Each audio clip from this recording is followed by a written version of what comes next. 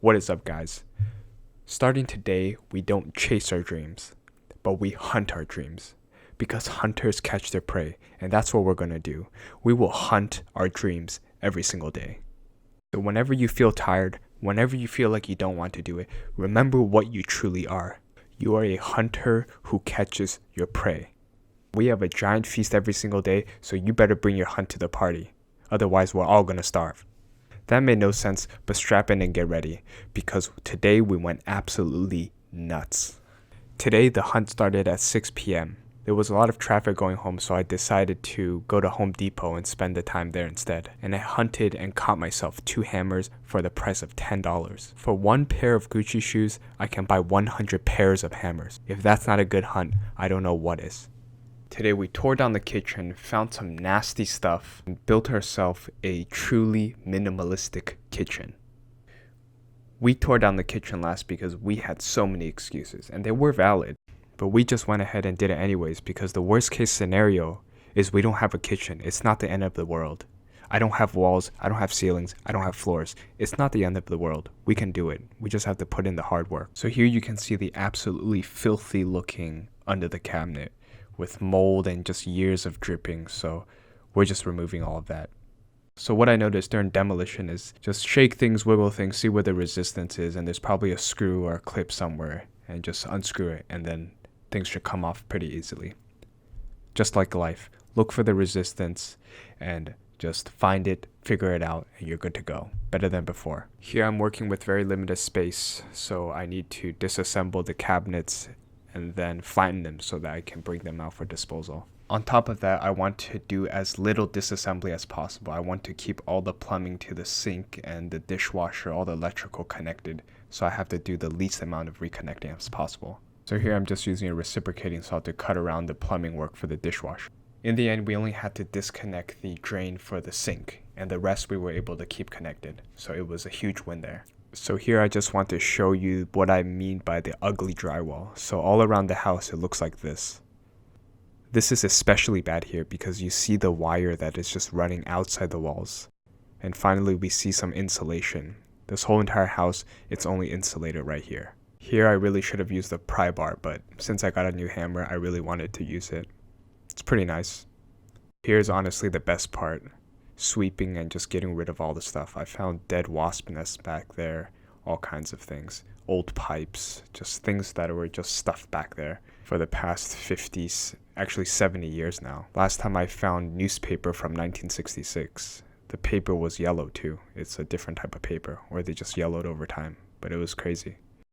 I just want to mention something. If you look at the very bottom left where there's the 2 green bottles and above that there's a tank. That tank is attached to 5 filters and it's called a reverse osmosis machine. It's basically a Brita filter on steroids. Instead of letting gravity filter water, it uses pressure to force water through a membrane. So it's actually able to filter out smaller particles than a Brita can. One of the main ones it can filter out that Brita can is fluoride. They say, drink your fluoride so that your teeth can be white. Do you drink your mouthwash, you savage?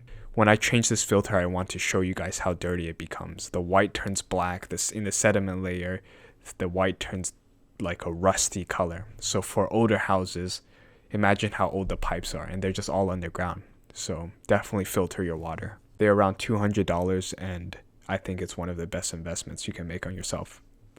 If you want to buy one, use my affiliate link. No, I'm just kidding. Recently, they came out ones that are tankless, so there's no room for bacteria to breed in the tank.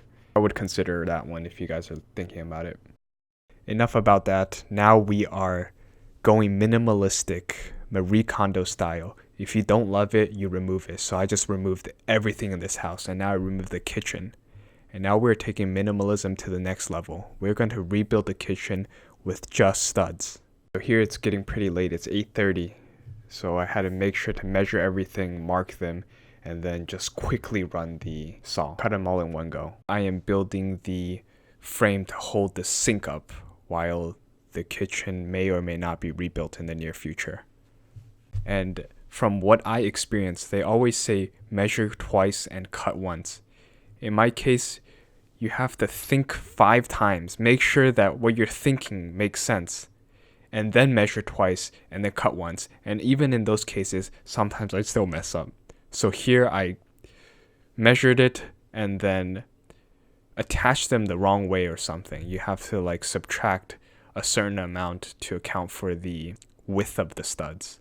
Here I'm just building the frame, messed up, disassembled it, and then rebuilt it. And it's such a good feeling. It's the first time that I have leftover studs, and I've been keeping these angled pieces just tossed in a corner and not throwing them away, and it finally came in handy. I feel like I have a workshop, and honestly that's what I want, but society says you need walls, so we're gonna build walls. So here I'm just doing a dry fit. It turns out that I was still a couple of inches too long, but whatever. You know, think 5 times. I thought 5 times, and I still messed up a little because I measured the actual width and length of the sink, and I didn't account for the plumbing work that I would have to go around, but it still ended up being fine. Here I'm building the legs. This I measured once and cut once, and it ended up being fine, so it's great. Here we are bringing the new minimalistic sink countertop. Open concept, open stud, open window, open everything. It's just amazing. So let me know what you think. I actually really like this. And the best thing is it only cost me $10 probably for the leftover wood. If I just leave it like this, that's it. I remodel the kitchen for $10. And I'm able to check off another one of my goals, which is to become a minimalist. This is the most minimal thing you'll ever see in your life. Couple studs as a kitchen.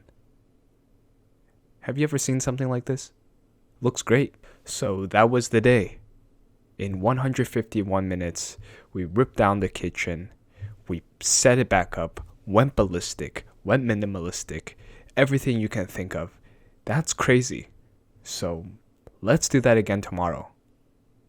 Just kidding. I got scared when I said let's do that again tomorrow. Let's not do that again tomorrow because we don't want to run the power drill and the saw and everything at 8:45 p.m. around all of our neighbors, windows open. They probably think I'm some crazy guy, but we're still going to do the work tomorrow, just not as crazy.